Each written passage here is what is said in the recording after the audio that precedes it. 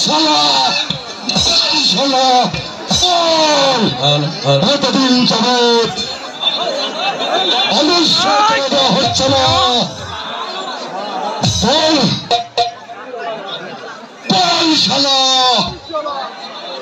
আদর্শ আদর্শ আদর্শ হুজুর আমরা যে আদর্শ কই থেকে দিব হুজুর বন্যায় আমাদের ফসল যে ভেঙে দিয়েছে হুজুর আমরা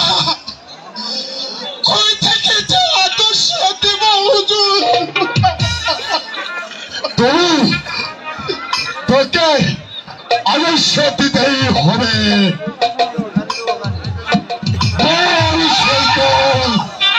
আদর্শ আমাকে আনবি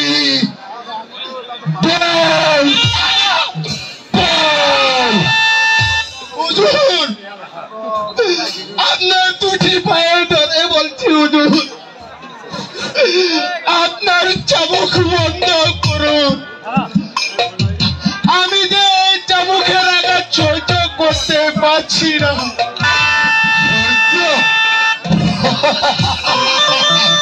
সহ্য তোকে করতেই হবে বল বল শয়তান আরো আদর্শ বাকি রাখবি বল হুজুর আপনার চাবুক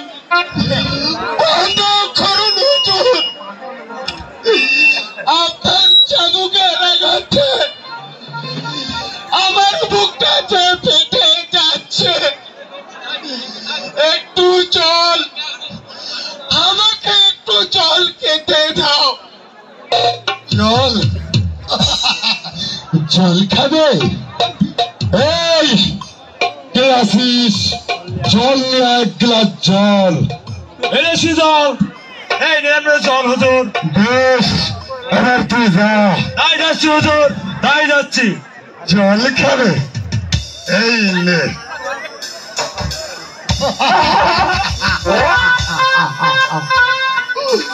ভগবান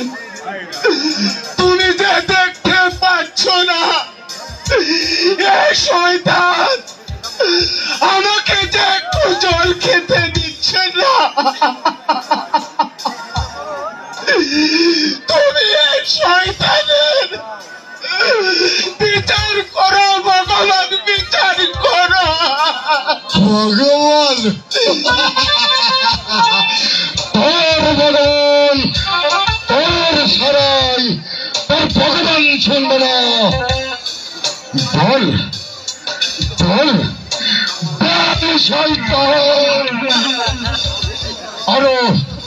আরো সেনাপতি মশাই আর গায়ে একটা চাবুকের গা বললেই আমি তো হাত কাটা মুছে ভেঙে দেব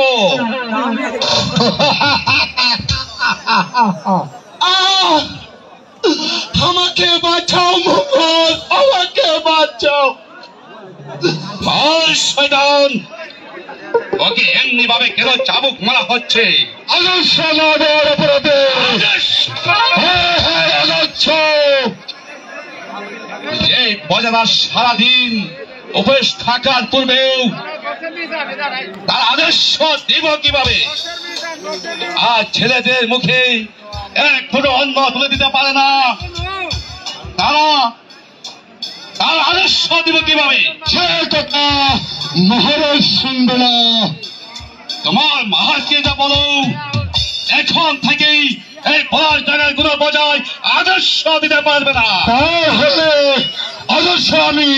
চাবুকের আঘাতে আদর্শ আদায় করব